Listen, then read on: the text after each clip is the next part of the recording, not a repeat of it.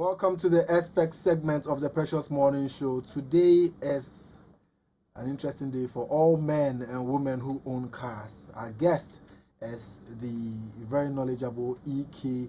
Awumi, who is a car care consultant and the CEO of Cecil Console. So he's a big man. We have a big man with us in the studio. Precious morning to you, sir. Good to have you here. Same here. So you never know how much you need your car till you've lost it. When you lose your car, you realize that even making quick money demands that you drive from one place to another. And Uber is also very expensive. Taxis are even more expensive now. So, but fuel you can manage your fuel, control your movements and all. Anyway, to the discussion proper. How well have you been maintaining your cars? Even if you don't have one and you plan on getting one, how much do you know about maintenance of cars or holistic maintenance of cars? 0203438710. Join the discussion on WhatsApp, and you can also tweet at me at MacMarty or at Precious Morning Show, or comment on the Facebook stream. And to our friends all over the globe, wherever you're watching from, just go to Facebook, Precious TV, comment on the Facebook stream, and I'll read the comments out, and also we'll try to get answers and solutions to your concerns. Where do we start from when it comes to maintaining cars? Now, first we have to understand what a car is to us. Exactly. Now, this is a unit that we cannot do away with in our lives, in our day-to-day operations. And its cost, it's also on the high side. And so it therefore requires care in order to preserve your investment. Now, most often when going to buy a car, we get so excited and we exhibit a certain character trait at the car market. And now we get excited and we look and admire the beauty of the car. That is the kind of first approach. The next thing you find yourself doing is you want to get into the interior and see how comfortable the interior looks and all that. You get it. Then probably the third attribute is you want to see the engine, how powerful it is, how economical it is, or of your choice. Then you look at the tires, the transmissions, and all that. But now, there is a change in behavioral pattern after the car is purchased. Now, attention is focused on the maintenance, that's the mechanical maintenance aspect. Leaving one, the interior, and then the exterior, which you first admired. Now, this gives you an idea that the car is sectioned into three major sections. That is the exterior aspect of the vehicle, the interior aspect of the vehicle, and the mechanical aspect that gets the car into motion. Now, because that aspect gets the car into motion, we tend to pay a lot of attention to it. But then there is this aspect of depreciation that we talk about. There is the natural depreciation of every item. Sure. But there is also the self-induced depreciation, where you don't maintain the item. Depreciation goes steep down. Okay, so what you're saying is that when you walk into a showroom, you purchase a car and you bring it out. Depending on how well you take care of that car, it could either be purchased at a good price or at a fairly low price. Excellent. And so care must be taken, because the next buyer to your car, that is if you make up your mind to sell it, is going to behave exactly as you did when you first went to buy yours. Look at the exterior, interior, and the mechanical. Exactly. Great. So if you therefore pay attention to only the mechanical, leaving the interior and exterior, those aspects are going to deteriorate, therefore affecting the depreciation value or the appreciation value here. Because the person, once he sees the exterior is not attractive, checks the inside is not attractive, but the engine is very powerful, very, very good, he still doesn't have that full appreciation of that vehicle. You know, because the car represents your personality. So its interior and exterior are paramount. Because when you drive to a business premise for a meeting and all that, nobody will come and check the engine. You know, it's about the outlook that matters. And so the outlook, the interior, and the engine all contribute to the maintenance culture that we need to give to cars. So 0203438710 via WhatsApp only. Don't call that number. Start sending your questions in. I'm going to ask questions that has to do with me. I don't know what you're thinking, but which one must you give attention to when it comes to percentages? For exterior, you know that our roads our roads are very narrow and funny, Right. and it's I have to get there first kind of system here in Ghana. We do not even pay heed to any of the road signs, especially in traffic. If you want to heed leave a space or a distance between yourself and the next car, it means you are going to get to your destination an hour or two late. People will just be crossing and coming into your lane. And the interior, people hardly enter the car. It's maybe you and your close friends and possibly one or two people you might decide to convey from one place to another. But the mechanical, which doesn't move the car, or which moves the car or might not move the car, is something that we all care about much. So today, where are we starting from? Now, we actually trying to, with the initial stages, we want to drive down the concept to the notion that, yes, like you well explained, which really boils down to our perception and concept of maintenance of cars, giving premium attention to the mechanical. Because you spoke about the interior being limited to usage. Now, you forgot about the health aspect, where if the interior is not well maintained, you have your air conditions always out, there is dirt accumulating and all that. That leads to a lot of health conditions. I see. Which need to be curtailed. Because when your air conditions are always up, your glasses are up, if even they are down, you have dust settling in the inside, soaking into the various aspects of the vents of the vehicle.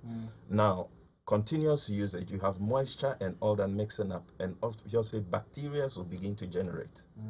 Now, you've bought the car at the expense of your health because you feel the interior might not be that necessary. So the health concern is one aspect of it.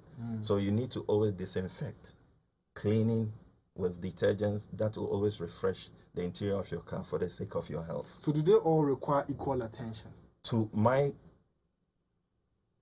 knowledge and study, no aspect of the vehicle should be considered as a minor aspect of maintenance.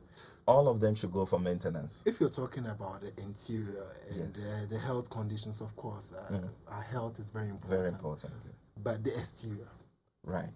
Excellent. The exterior is only about branding and personality and you looking good. Now, the exterior of the vehicle is made of metal, right? Now, a metal that is not coated and protected rusts as a result of environmental conditions settling on it. Sure. Now, you want to preserve this vehicle to go a long while for your investment. Now, the metal that is being used to construct the body of the vehicle is coated with what we call paint. Now, this paint comes in layers, and they are meant to protect and secure that metal from corroding, destroying the vehicle. Because it is the body that carries yourself and even the engine you're talking about along. So if you don't care for that body, what carries you along? You're on a motorbike. Exactly. You get it. So you need to preserve the body from rusting so you don't get cost incurred. When it has to rot, you have to go to what we call the body repair shop. All right. So that also means that the body needs care as compared to the interior. So the body is about protection. Protection. And then also beauty. The cost, the beauty and the cost incurred if you have to take it for body repair and all that. And the beauty aspects. That is great. Because the type of car you drive can determine, your level of presentation. It can even it can determine the type of money you make. It's very critical. The beauty of the car is very critical to its care, And so these are all factors that you need to consider when you own a car. It's not just a matter of buying. Just buying the car is not a problem. Caring for it is the issue.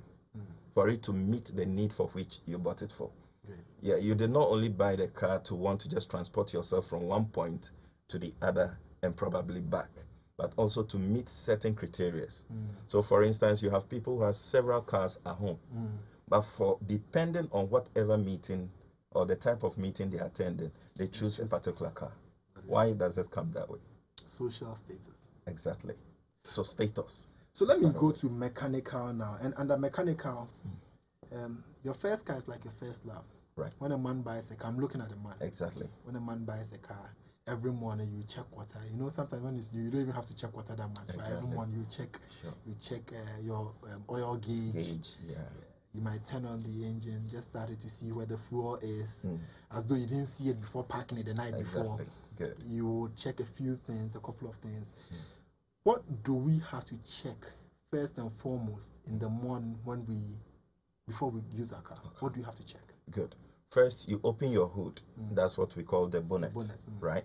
Check the water level. Water first, to make sure it's on the right level. Usually you have this marginal marks that are stipulated on it to let you know the minimum, and then the maximum. Okay. You always let it be on the maximum. Not the minimum. Not the minimum. Minimum means from that point down, it's risky. So always have it at the maximum point. Now you want to check your brake fluid. Hold on, let me just. So can it go beyond the maximum point?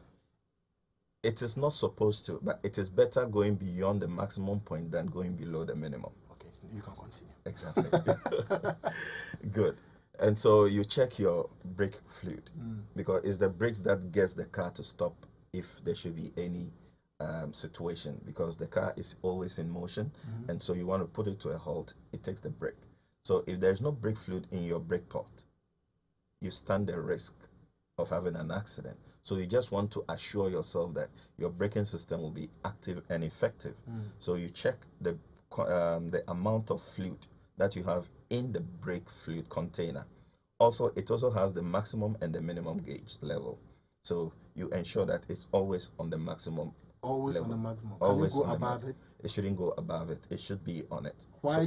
Why? Because this is for the first time I'm hearing someone say this. Why must it not go above the maximum level? Good. There are manufacturer specifications and reasons. And so usually for maintenance, that's why you always need to refer to the manufacturer's manual recommendation. They have various reasons for which they come up with certain specifications, because your brakes might not perform effectively as it should these requirements are not met. And so it's always very good. It's just like the Bible. It guides us with life. It gives us all the information we need to use to guide our life. If you go beyond that or below that, you know the consequences. So it has nothing to do with pressure building up anywhere? Yeah, there could be pressure building. For instance, that space over there could be there it's there actually for increase in volume of fluid as a result of heat. Okay, because as you keep using it, the fluid gets heated up, and so it could affect its volume. And so that space takes care of that. So after it gets cold, it comes back to the max, the actual level. If you therefore fill it up beyond, then you're going to have a spillover. Because during the time of expansion, you need another space for the fluid to cover. Can you replace your brake fluid with engine oil? No. Why? They are all oil. They are not all oil. The reason being that the viscosity and then the minerals that were used. Exactly.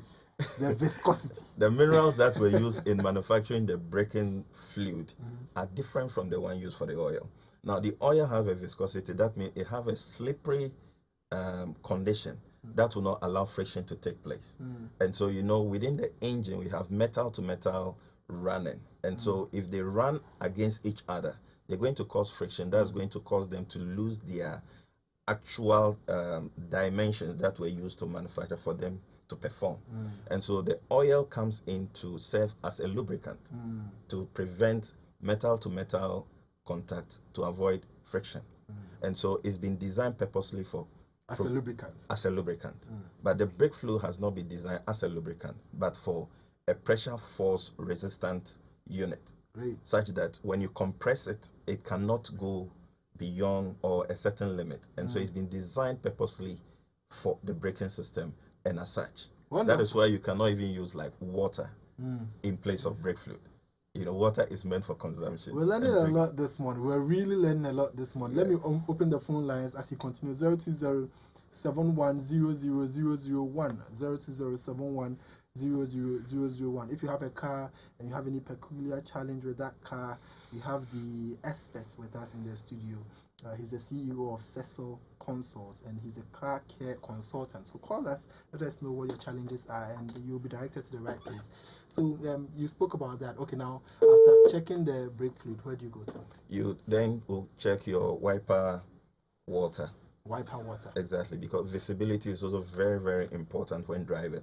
So you have this wiper water that you need to check. Usually when you have visibility problem, you want to spray some water on the windscreen and then use the wiper blade to wipe it, and so you can get a better visibility. Okay, so you must make sure that there's always water in the wiper container, such that when the need arises that you need clear visibility as a result of blenders on the windscreen, you can then use the wiper water, splash it on the windscreen to get a better visibility. It seems your checks are all safety related. Exactly. You're checking have you even spoken about engine oil already? No, we haven't. No, we haven't gotten there. So it's mostly about the safety brakes, whether you are going to stop, visibility, that, and with the overheating, right? So you check your water. Water, okay, yes. But we have our first caller, so let me take that and then you continue. All right. Precious morning to you, Ahmed. Good to hear from you this morning. Good morning. Good morning. I believe you are calling from Goso. Yeah, I'm calling from Goso. Okay, precious morning to all those watching Goso. So, what is your question? Thank you. I have the same car, that Cayenne Porsche. Yeah, that I was having a problem with the electrical. The electricals. Yeah. Okay. What was the problem? The problem that I have, I find when we are going to start it in the morning like this, we use even more than 30 minutes to start it, the car will not start. Okay. So I sent it to some of the electricians, they did it, but first, I still have the problem. Okay. So that's why I'm calling to maybe you can show me a place to go and maintain it. Okay. That's my only problem. Okay, all right. Porsche Cayenne. Okay, thank you very much. So you heard Thank you. He's sending it to some electricians. This electrician, he keep changing. What do you call that thing? Try and error. So where should he send it to? Yeah, it's very, very critical and important that the brand of car you drive, you try to locate quality and qualified technicians who are good in handling such cars. Now, most often we tend to shy away from the qualified ones because of probably cost. Yeah. And so we fall on the wayside mechanic who doesn't have the technological know-how in handling those specific type of cars. Porsche Cayenne he's talking about, it's a very sophisticated car and cannot be easily handled without using diagnostic machines. When diagnostic, the thing that you guys put on it to detect the problem. Okay. Most of the modern sophisticated engines, you cannot just per imagination be able to diagnose whatever problem it might be going through. You need to take it through to the diagnostics expert to be able to revel out the pertaining problem in there. Then the technician can then move forward in solving it. So without that, you might not be able. So you should try and locate a qualified diagnostic technician where they have all these gadgets he's available. in Goso, but if he can't, can he bring, where is Cecil? Okay, Cecil does not do car maintenance. Okay. It cares for cars. Okay. That means the interior and exterior. Okay. So Cecil specializes in the interior and exterior of cars. Okay. Now, the mechanical aspect, because we have enough of the mechanical technicians, my business concept was geared and tailored towards the interior and exterior. That aspect we don't detailing. We don't have too many of the technicians in the system. So I decided to occupy that space. Okay. And so when he comes to Cecil, we might not be able to resolve his mechanical problem. Yeah, but what I would advise is to go on Google and search. There are most of the well-organized workshop, have their websites and information on the net. Okay. He'll be able to locate some of them, Okay. speak to them, and they can help him solve his problem. Great. 02071000001. What is your challenge? Let us know. Okay, so we got to the mechanical. You were still going on. Exactly. Now, the next, we spoke about the wiper water. Wiper water. Good. Now, we're going to talk about the hydraulic fluid. The power steering system fluid. Now, the power steering, we have two kinds of steering systems, the manual and then the power.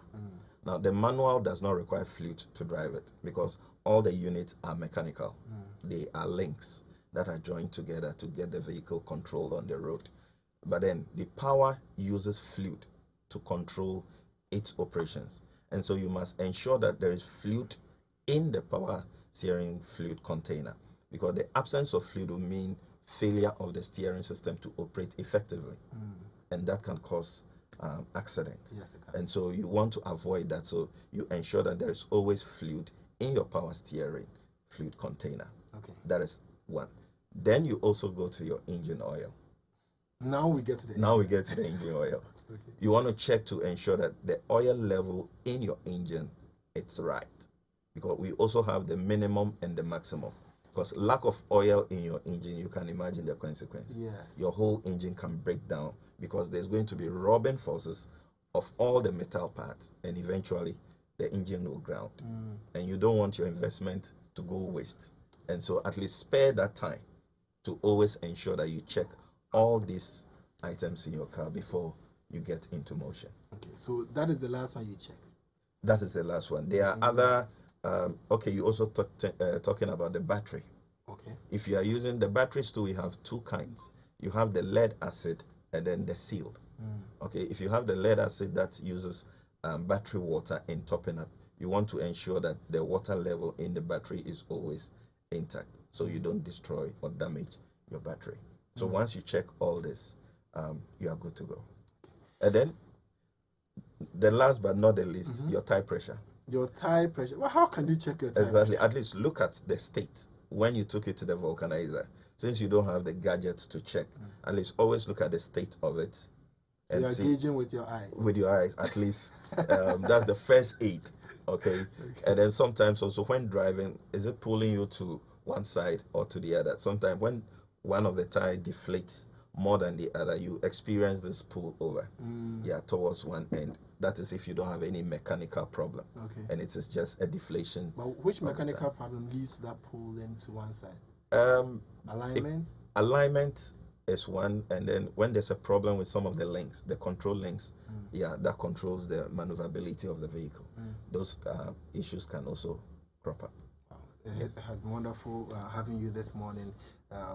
I have a couple of questions for you, but time won't permit you to answer that all because we've run out of time. You know when you're having fun, 30 minutes so is fast. just yes. So hopefully we'll have him back here in the studio to have a detailed discussion. We'll take them one after the other and go in depth into them. But it's been wonderful having you. Thank you very much. You're so welcome. Mr. E.K. Awumi. Yes.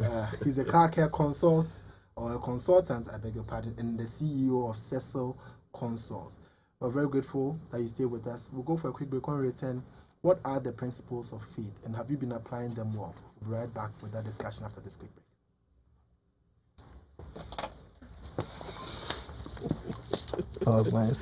Great.